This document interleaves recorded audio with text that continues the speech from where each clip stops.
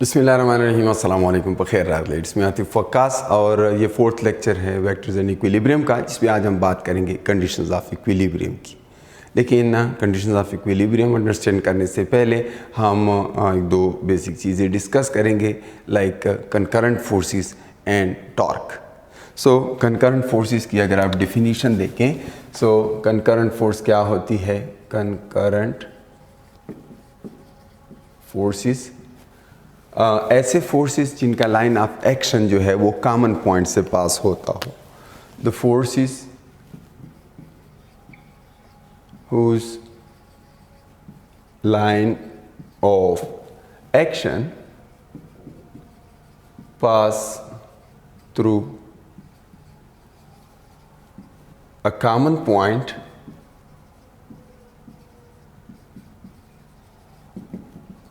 are called concurrent forces.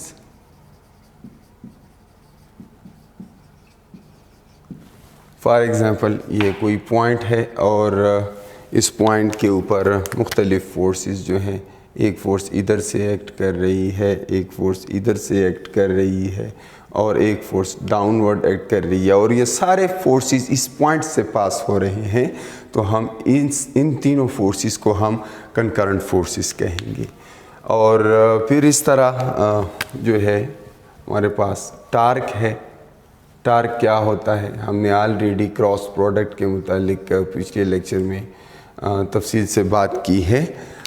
Torque जो है, torque is angular analog of force. ये जिस तरह लीनियर मोशन में फोर्स होता है, एंगुलर मोशन में टॉर्क होता है, तो हम ये कह सकते हैं कि it is the angular force, the angular analog of force is called torque. Mathematically, it's the cross product or the vector product of moment arm and the force vector. Force vector और movement arm के दरमियान cross product या vector product. Cross product या vector product के मुतालिक हम previously already बात कर चुके हैं। तो अगर मैं यहाँ पे लिखूँ टार्क, जिसके लिए सिंबल टा यूज़ होता है, टा इक्वल्स आर क्रॉस एफ। चूँकि ये वेक्टर्स हैं, इसके ऊपर एरो डालेंगे एंड इसका रिज़ल्ट भी एक वेक्टर है। लेकिन याद रहे, टार्क जो है it is an axial vector. Axial vector. अब एक्सियल वेक्टर क्या होता है? ऐसा vector that is perpendicular to the plane of rotation, जिस या प्लेन ऑफ मोशन, जिस प्लेन में मोशन हो रही है उसके परपेंडिकुलर हो, तो ऐसे फोर्स को, ऐसे वेक्टर को हम एक्सियल वेक्टर कहते हैं। सो टार्क एक एक्सियल वेक्टर है। बिल्कुल इसी तरह आपके पास एंगुलर मोमेंटम है, वो एक एक्सियल वेक्टर है। यानी इनकी डायरेक्शन जो है along the axis of rotation, along the axis of rotation होती है, तो इनको हम एक्सियल वेक्टर कहते हैं। तो आर क्रॉस एफ यानी टार्क जो है दैट इज़ एक्सियल वेक्टर। इसकी डायरेक्शन एक्सिस ऑफ रोटेशन की डायरेक्शन में होती है। और चूँकि आप जानते हैं कि क्रॉस प्रोडक्ट एंटी कम्यूटेटिव है, तो अगर हम आर क्रॉस एफ की जगह एफ क्रॉस आर लिखेंगे तो उसकी डायरेक्शन अपोजिट हो जाएगी, माइनस साइन उसके साथ आ जाएगा। फॉर एग्ज़ाम्पल, ये मोमेंट आर्म है आर और इस डायरेक्शन में आप फोर्स लगाते हैं एफ, तो आर क्रॉस एफ से इस फोर्स की जो डायरेक्शन होगी, चूँकि हम पहले भी डिस्कस कर चुके हैं कि जब दो वेक्टर्स के दरमियान का एंगल लेना है तो वो उनकी डायरेक्शंस के दरमियान का एंगल होता है। तो फोर्स को इधर लिखने की बजाय मैं इधर ड्रा करूँगा, वहाँ से काट के यहाँ पे पेस्ट कर लेते हैं, यहाँ पे, यहाँ से वो ख़त्म हो जाएगा, ये एफ हो जाएगा। अब अगर उनका क्रॉस प्रोडक्ट लेना है, आर क्रॉस एफ करना है, आर की तरफ अपने चारों फिंगर्स जो हैं वो स्ट्रेच कर लें और फिर उसको दूसरे वेक्टर की तरफ यानी फोर्स की तरफ रोटेट करें, तो आपका थंब आपको टार्क की डायरेक्शन यानी उन दोनों के क्रॉस प्रोडक्ट की डायरेक्शन बताएगा। सो टार्क का जो मैग्नीट्यूड है वो इस पैरेललोग्राम का एरिया होगा जो इन दो वेक्टर्स के दरमियान आ रहा है। So that would be are F sine theta, that's the area of this parallelogram. Theta कौन सा होता है? थीटा इन दोनों वेक्टर्स के टेल जोड़ के जो हमें एंगल मिलता है वही थीटा होता है। अब डायरेक्शन की क्या बात होगी? तो डायरेक्शन अगर मैं आर क्रॉस एफ कर रहा हूँ तो वो ऊपर होगी, ये उसकी डायरेक्शन होगी। किसी भी जगह से आप उसको ऊपर रिज्यूम कर सकते हैं, इस प्लेन के परपेंडिकुलर होगी। और अगर मैं F क्रॉस R की बात करूं, ये तो R क्रॉस F था ना, F इधर था, और ये टार्क की डायरेक्शन है R क्रॉस F, टार्क ऊपर है। मैंने यहाँ पे इसको ड्रा किया है ये ब्लैक वेक्टर्स, हालांकि ये इन दोनों के परपेंडिकुलर है लेकिन वाइट बोर्ड पे फिर नहीं बनाया जा सकता। और अगर मैं F क्रॉस R की बात करूं तो वो माइनस टार्क होगा, यानी F की तरफ अब मैं फिंगर्स स्ट्रेच करूंगा और उसको R की तरफ रोटेट करूंगा तो डाउनवर्ड होगा, इस तरह ये डाउनवर्ड होगा। तो इसकी डायरेक्शन जो है वो राइट हैंड स्क्रू रूल से मालूम होगी। So this would be minus torque, like tau is r F sine theta, ठीक है, यूनिट वेक्टर n, और माइनस आर जो है, सॉरी माइनस टार्क जो है, minus tau, that is negative of the same vector. So r F sine theta with the negative unit vector that is opposite to the original one. So cross product का result उलट होता है। Conventionally हम जब एक ही जगह vectors उनका vector sum लेते हैं मुख्तलिफ टार्क्स का, तो वहाँ पर क्लॉकवाइज टार्क को आमतौर पर पॉजिटिव नेगेटिव लिया जाता है और एंटी क्लॉकवाइज को पॉजिटिव लिया जाता है। तो ये कन्वेंशनली याद रखें कि एंटी क्लॉकवाइज टार्क जो है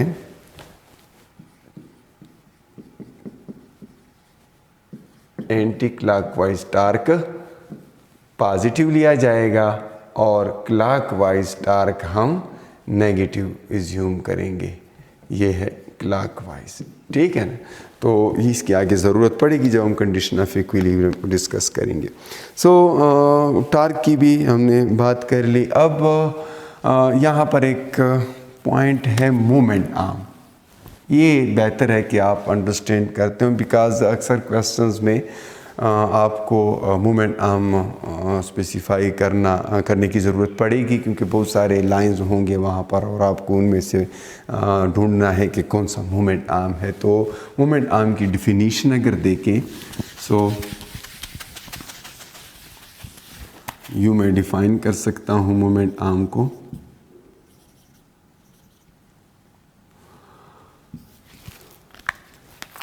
it is the perpendicular distance, it's a perpendicular distance किन दो चीज़ों के दरमियान, between the axis of rotation, axis of rotation, वो एक्सिस जिसके गिर्द रोटेशन हो रही है, and the line of action of force और फोर्स के लाइन ऑफ एक्शन और एक्सिस ऑफ रोटेशन के दरमियान का जो डिस्टेंस होता है, परपेंडिकुलर डिस्टेंस, उसको हम मोमेंट आर्म कहते हैं। फॉर एग्जांपल मैं एक नट बनाता हूँ, ये एक नट है, इसका ऊपर का व्यू हमें नज़र आ रहा है, किसी सरफेस में लगा हुआ है, एक नट है इस तरह किसी सरफेस में लगा हुआ है, और मैं इसके साथ मैं कोई स्पेनर उठाता हूँ, कोई स्प्रेंच वगैरह, ठीक है, और वो इसकी गिर्द ऐसे लगा लेते हैं और मैं चाहता हूँ कि मैं इस नट को ओपन कर दूँ। ठीक है, अब मेरे पास ऑप्शन है फोर्स लगाने की। मैं किस डायरेक्शन में फोर्स लगाता हूँ, इधर फोर्स लगाऊँ, इधर फोर्स लगाऊँ, इधर फोर्स लगाऊँ, इधर फोर्स लगाऊँ, यानी मेरे पास ऑप्शन मौजूद है, मैं किसी भी डायरेक्शन में फोर्स लगा सकता हूँ। लेकिन इससे फ़र्क क्या पड़ेगा, फोर्स की डायरेक्शन अगर मैं चेंज करूँगा, फॉर एग्जांपल मैं इधर फोर्स लगा रहा हूँ, इस F1, F2 और F3, इन तीनों की वजह से टार्क डिफरेंट होगा। रीज़न ये है कि इन तीनों का मोमेंट आर्म डिफरेंट है। अब मोमेंट आर्म कैसे डिफरेंट है ये बात अंडरस्टैंड कर लेते हैं। देखिए ये जो फोर्स है, ये पहले F1 की बात कर लें, ये इस डायरेक्शन में गई है, ये इसका लाइन ऑफ एक्शन है, जबकि ये हमारे पास एक्सिस ऑफ रोटेशन है जिसकी गिर्द रोटेशन हो रही है। इस पॉइंट से मैं शो कर रहा हूँ, that is out of white board. तो एक ये लाइन है एक्सिस ऑफ रोटेशन और एक ये है line of action of force, और इन दो के दरमियान एक परपेंडिकुलर डिस्टेंस है।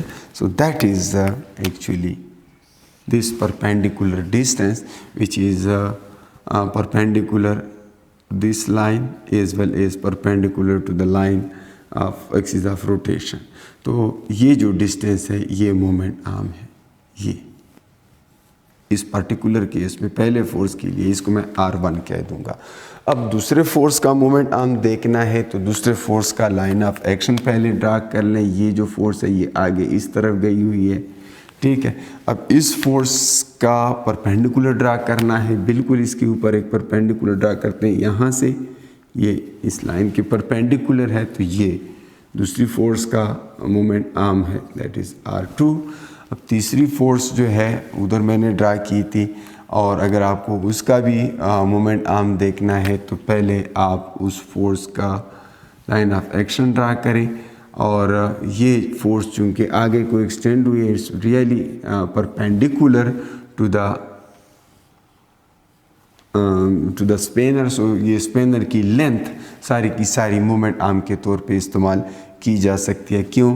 क्योंकि अगर मैं उस फोर्स का लाइन ऑफ एक्शन ड्रा करूं सो उसका परपेंडिकुलर जो है ये वाली लाइन बन जाती है।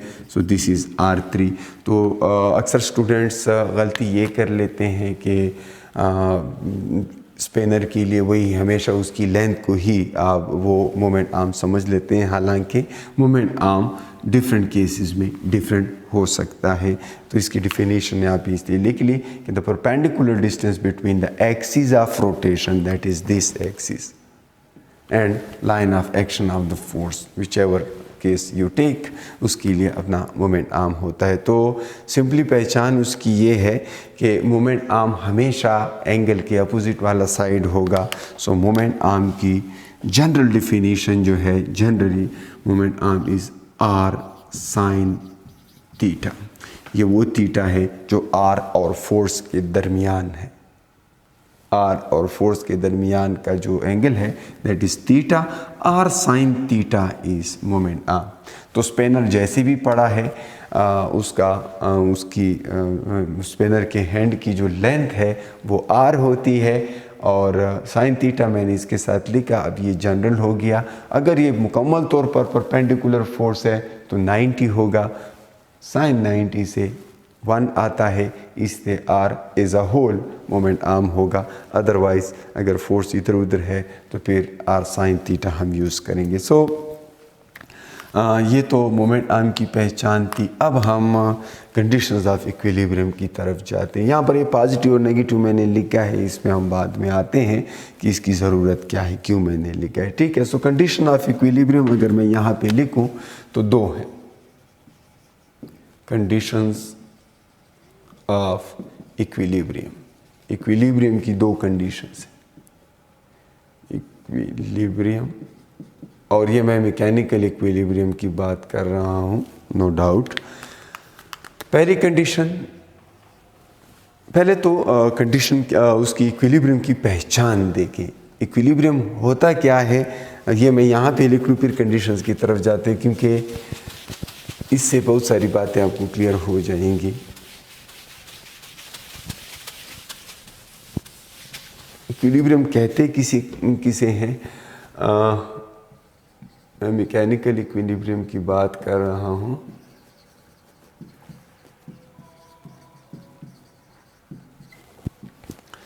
कि अगर किसी ऑब्जेक्ट की मोशन में कोई चेंज ना आए, नो चेंज इन ट्रांसलेशनल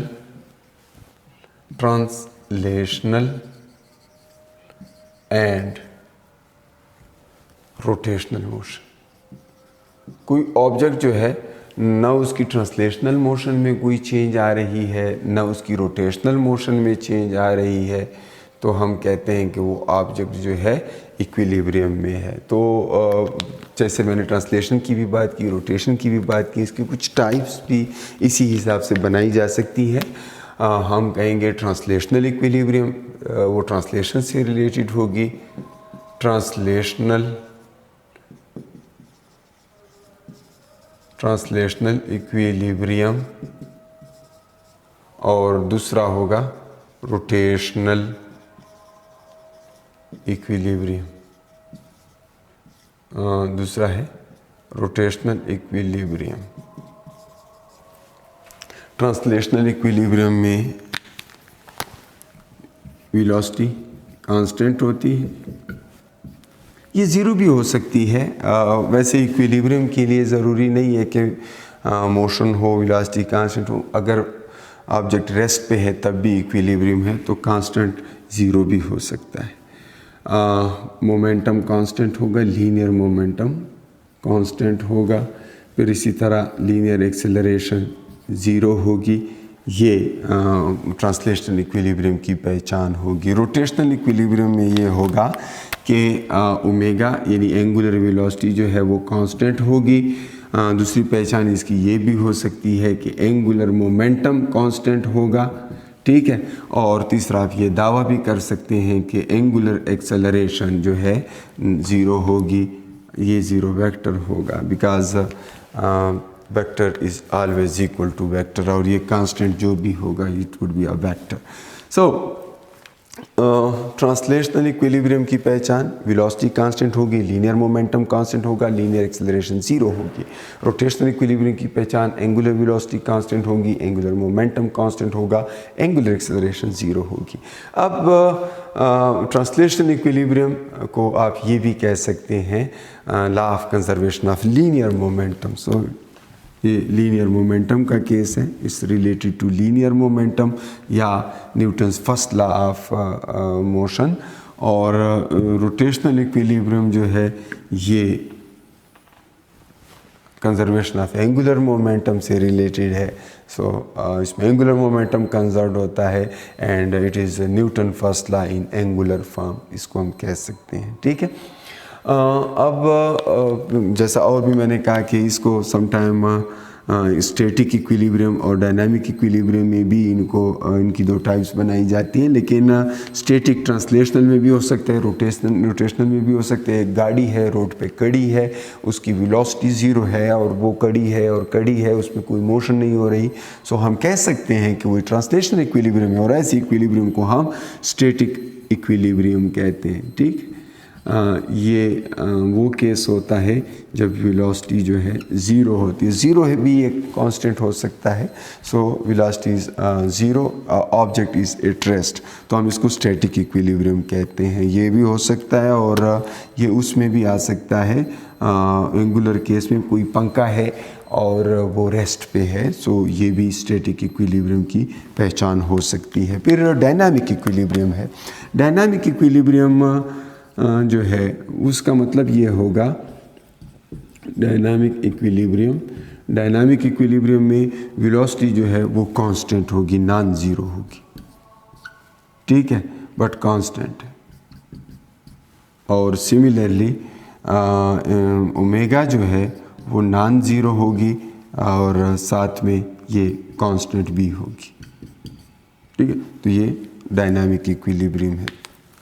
तो ये आई होप आप समझ गए हैं। अब हम कंडीशंस की तरफ जा सकते हैं। अगर आप ये चाहते हैं कि जी इक्विलिब्रियम हो, यानी ट्रांसलेशनल इक्विलिब्रियम अचीव किया जाए, ये सिचुएशंस हों, तो इसके लिए शर्त है न्यूटन फर्स्ट लॉ से हमें मिलता है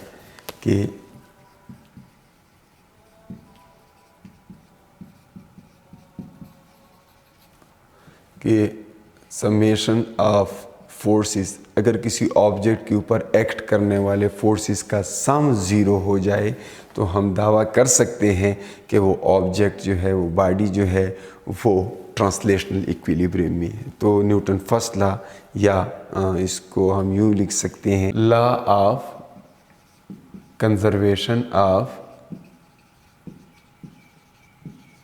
लीनियर मोमेंटम, या लॉ ऑफ इनर्शिया। ये सिर्फ इंफॉर्मेशन वाइज बता रहा हूँ। कभी कभी किसी एक आध क्वेश्चन में ये पूछ लिया जाता है कि न्यूटन फर्स्ट लॉ जो है या इक्वेशन कंडीशन ऑफ इक्विलिब्रियम, इनमें से किसके साथ रिलेटेड है। न्यूटन फर्स्ट लॉ दिया गया होता है, कुछ और भी साथ में बताया गया होता है। सो इन सारी चीज़ों का मतलब सेम ही है। न्यूटन फर्स्ट लॉ यही कहती है कि जी अगर ऑब्जेक्ट रेस्ट पर है तो वो रेस्ट पे ही रहेगा, अगर मोशन में है तो कांस्टेंट वेलोसिटी के साथ अपनी मोशन जारी रखेगा जब तक कि उस पर फोर्स एक्ट ना करे। तो ये समेशन ऑफ फोर्सेस ज़ीरो है, मतलब बॉडी के ऊपर फोर्सेस एक्ट नहीं कर रहे, तो इसकी ट्रांसलेशनल मोशन में कोई चेंज नहीं आ रही। इसका ट्रांसलेशनल जो है या लीनियर मोमेंटम वो कांस्टेंट है, तो इसलिए इसको हम law of conservation of linear momentum भी कहते हैं। और चूंकि न्यूटन फर्स्ट लॉ को लॉ ऑफ इनर्शिया कहा जाता है, तो ये भी इसको कहा जा सकता है। सो समेशन ऑफ फोर्सेस के ज़ीरो होने का डायरेक्ट मतलब ये है कि मोमेंटम में चेंज नहीं आएगी, क्योंकि हम जानते हैं कि F is equal to delta p divided by delta t. Force ही है जो कि मोमेंटम में चेंज प्रोड्यूस करता है, या फोर्स ही है जो कि एक्सेलरेशन प्रोड्यूस करता है। तो अगर तो फोर्स ज़ीरो है तो ma ज़ीरो होगा, m ज़ीरो नहीं हो सकता, इसका मतलब है एक्सेलरेशन ज़ीरो होगा। एक्सेलरेशन ज़ीरो होगा तो वेलोसिटी कांस्टेंट होगी, और इसी को हम ट्रांसलेशनल इक्विलिब्रियम कहेंगे। फिर यहाँ से भी आप देख सकते हैं कि F is equal to change in linear momentum. If force is zero, linear momentum में चेंज ज़ीरो हो जाएगा, और लीनियर मोमेंटम में चेंज ज़ीरो होगा तो हम कहेंगे कि लीनियर मोमेंटम कांस्टेंट है, and that is conservation of linear momentum, the same is first condition of equilibrium. तो ये कुछ बातें इसके मुतालिक आपको याद रखनी है। फिर हम अगर बात करें सेकंड कंडीशन ऑफ इक्विलिब्रियम की, तो उसके लिए ऑब्वियसली इसी तरीके से हमने उसकी डिफिनीशन ये होगी रोटेशनल इक्विलिब्रियम की कि there is no change in angular motion of the object. तो एंगुलर मोशन की मैग्नीट्यूड को एंगुलर मोमेंटम कहा जाता है। तो ये तो जिस तरह मैंने ये कंडीशन लिखी है, मैं ये भी कह सकता हूँ सेकंड कंडीशन ऑफ इक्विलिब्रियम कि समेशन ऑफ टॉर्क्स ज़ीरो हो, किसी ऑब्जेक्ट के ऊपर एक्ट करने वाले सारे टॉर्क्स का सम ज़ीरो हो, तो वो ऑब्जेक्ट जो है वो रोटेशनल इक्विलिब्रियम में होगी। यानी इसी चीज़ को हम Newton first law in angular form, Newton first law को अगर एंगुलर फॉर्म में लिखा जाए तो फिर यही चीज़ आ जाती है, यानी the rotating object, the object at rest remains at rest, and the object rotating with constant angular velocity continues its motion with constant angular velocity unless some torque acts on it। और तीसरा हम इसको law of conservation of angular momentum भी कह सकते हैं, क्योंकि आप जानते होंगे, आप चाहिए कि आपको मालूम हो, क्योंकि ये फर्स्ट ईयर में ऑलरेडी 5th चैप्टर में है। हम वहाँ पे भी पहुँचेंगे, वो भी डिस्कस करेंगे, लेकिन चूंकि यहाँ पे उसका जिक्र आ गया है, तो टार्क जो है change in angular momentum, so time rate of change of angular momentum, capital L is used as a symbol. for angular momentum. So torque is delta L by delta T. If torque is 0, delta L by delta T is 0, जिसका मतलब है कि अगर किसी चीज़ में change 0 है तो वो चीज़ कांस्टेंट है. सो डेल्टा L इज़ 0, यानी L is constant. So condition of equilibrium जो है, second condition of equilibrium, conservation of angular momentum, बी उसको कहा जा सकता है. अब जैसा मैंने कुछ देर पहले कहा कि टार्क जब क्लॉकवाइज होगा तो वो पॉजिटिव होगा, टार्क जब एंटी क्लॉकवाइज होगा तो उसे नेगेटिव कहा जाएगा. तो वो इसलिए कि फॉर एग्जांपल ये कोई रेगुलर या यूनिफॉर्म बीम है और इसको एक पॉइंट के ऊपर हमने पाइवोट किया है, तो इसको हम क्या, इस पॉइंट को हम क्या कहते हैं, पाइवोट पॉइंट, या इसी को हम फल्क्रम भी कहते हैं, फल्क्रम. तो इस पॉइंट की दोनों तरफ इसको मैंने बिल्कुल सेंटर पे लगाया हुआ है, तो इस बीम का जो वेट है वो इस पॉइंट पे एक्ट कर रहा है. अब अगर मैं बात करूं टार्क की, यहाँ पे फॉर एग्जांपल मैंने एक ऑब्जेक्ट इसके ऊपर रखा है जिसका वेट डाउनवर्ड है, और एक ऑब्जेक्ट मैंने यहाँ पे रखा हुआ है, इसका भी वेट डाउनवर्ड है. तो अगर मैं इन दोनों का इसको देखूं तो ये इक्विलिब्रियम में है, और मैं ये इज्यूम करता हूँ कि ये डिस्टेंस यहाँ से यहाँ तक r है, इसको मैं r1 कह देता हूँ और इसको r2 कह देता हूँ. ठीक है, जहाँ पे line of action of force इसका इधर है, इसका line of action of force downward है, और ये मोमेंट आर्म्स है. ठीक, अब इसमें पॉजिटिव और नेगेटिव का क्या कॉन्सेप्ट है. अगर मैं यहाँ पे देखूँ तो ऑब्जेक्ट इक्विलिब्रियम में है, तो ऑब्जेक्ट इक्विलिब्रियम, ये सिस्टम इक्विलिब्रियम में है. तो अगर ये सिस्टम इक्विलिब्रियम में है तो इसका ये मतलब है कि समेशन ऑफ टार्क्स वो 0 है. अब टार्क्स तो लग रहे हैं, लेकिन उनका सम कैसे 0 होगा. इसके ऊपर नीचे एक्ट करने वाली फोर्स F है, इसके ऊपर नीचे एक्ट करने वाली फोर्स F है, ये F2 है, ये F1 है. ठीक है, अब देखते हैं, इसको ज़रा मैं रिमूव कर दूँ. ये torque because of this force is torque 1, summation of torques is equal to torque 1 plus torque 2. मैंने सिंपली सुपरपोजिशन प्रिंसिपल लिखा, दोनों को पहले प्लस फॉर्म में लिखा. अब चूंकि एक क्लॉकवाइज टार्क प्रोड्यूस कर रहा है, मुझे कैसे पता चला क्लॉकवाइज है. अगर मैं एक्सिस पॉइंट ऑफ रोटेशन जो है, एक्सिस ऑफ रोटेशन के ऊपर यहाँ पे मैं उंगली रखूँ और ये रॉड ऐसे पड़ा हुआ है, तो इस पर मैं डाउनवर्ड फोर्स लगाऊंगा तो ये देखें ना, ये घड़ी की तरह ऐसे क्लॉकवाइज रोटेट हो रहा है.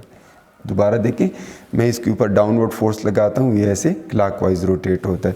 जबकि इस वाले को देखें, इसमें मैं फोर्स लगाता हूँ तो ये एंटी क्लॉकवाइज रोटेट होता है, घड़ी के अपोजिट डायरेक्शन में. तो ये क्लॉकवाइज और ये एंटी क्लॉकवाइज. तो जो पहले फोर्स की वजह से है टार्क 1, ये एंटी क्लॉकवाइज है, तो इसको मैं R1 F1 लिखूँगा. जबकि ये जो टार्क है जो कि F2 की वजह से है और ये क्लॉकवाइज है, इसलिए मैं इसको माइनस R2 F2 लिखूँगा, क्योंकि ये क्लॉकवाइज है. ये बात मैंने इसलिए यहाँ पे की थी. और अगर ये दोनों टार्क्स आपस में सेम हैं तो इसका मतलब ये है कि ये एक दूसरे के इफ़ेक्ट को कैंसिल करेंगे, हमें 0 मिलेगा. लेकिन अगर मुझे फ़िलहाल ये मालूम नहीं है, F भी मालूम है, ये फॉर एग्ज़ाम्पल 10 न्यूटन है और ये जो है 12 न्यूटन है. ठीक है, और ये जो डिस्टेंस है, फॉर इंस्टेंस मैं ये ज़्यूम कर लेता हूँ कि दोनों सेम है, तो फिर आप कह सकते हैं ये फॉर एग्ज़ाम्पल 2 मीटर है और ये भी 2 मीटर है. तो फिर तो मैंने स्टार्ट में ये कहा था ना कि मैंने इसको मिडल पे लगाए हुए हैं, तो दोनों साइड पे R1 भी 2 मीटर है, R2 भी 2 मीटर है, तो फिर ये इक्विलिब्रियम में नहीं हो सकता. वजह ये है कि इससे आपको मिल जाएगा R1 F1 क्या मिलेगा, 12 क्रॉस 2, और माइनस R2 क्या है, 2 है, F2 क्या है, 10 है, 2 क्रॉस 10. तो यहाँ से आपको कुछ ना कुछ टार्क मिल जाता है. Summation of torque is not 0, rather it is 24 minus 20 and it is minus, sorry, it is 24. तो चूंकि ये पॉजिटिव आया इसलिए आप लिखेंगे कि the resultant torque is 24 anti clockwise. Anti clockwise मैंने क्यों लिखा? रिजल्ट पॉजिटिव आया है, सॉरी 24 नहीं, ये 4 आना चाहिए, 24 से 20 सब्ट्रैक्ट हो गया, तो resultant torque is 4 and that is anti clockwise. Okay, now positive है इसलिए मैंने एंटी क्लॉकवाइज साथ में लिखा। अगर मैं सिचुएशन थोड़ा सा चेंज कर लूँ और मैं कह दूँ कि नहीं जी ये जो फोर्स है ये 15 न्यूटन है, अब क्या होगा? अब ये 15 न्यूटन हो जाएगा तो ये क्लॉकवाइज 30 हो जाएगा, it would B -30 and from here you would get -6। तो अगर ये -6 है तो फिर डायरेक्ट -6 लिखें, या याद रहे टार्क का जो यूनिट है दैट इज़ न्यूटन मीटर। मैं कैलकुलेशन के दौरान उसको इग्नोर कर रहा हूँ, लेकिन जब फाइनल रिज़ल्ट लिखेंगे तो उसे लाजमी लिखेंगे -6 न्यूटन मीटर। तो माइनस से हमें फ़ौरन पता चल जाता है कि ये क्या है, ये क्लॉकवाइज है, तो मैं ये भी लिख सकता हूँ कि 6 न्यूटन मीटर क्लॉकवाइज। वो क्लॉकवाइज जो है उस नेगेटिव को कंपेंसेट कर लेता है। वेक्टर्स में ये कई दफ़ा मुख्तलिफ लेक्चर्स में मैं आपको बता चुका हूँ कि वेक्टर्स के अंदर नेगेटिव साइन डायरेक्शंस के लिए होता है, जबकि स्केलर्स के अंदर नेगेटिव साइन कंजर्वेशन के लिए होता है। सो यहाँ पर ये पॉजिटिव नेगेटिव का ये कॉन्सेप्ट है। और अगर मैं ये कह दूँ कि ये भी 12 न्यूटन है, ये भी 12 न्यूटन है, तो फिर आपको यहाँ पे 12 2s are 24 minus 24 और आपको मिलेगा जी 0 vector is the result and then you say the system is in equilibrium। तो क्वेश्चन इस पे अक्सर इस तरह आए होते हैं कि वो कोई फोर्स मांगी होती है, फोर्स की वैल्यू मांगी होती है, दो में से एक फोर्स मालूम होता है एक मालूम नहीं होता, तो आप इस तरीके से कैलकुलेट कर सकते हैं।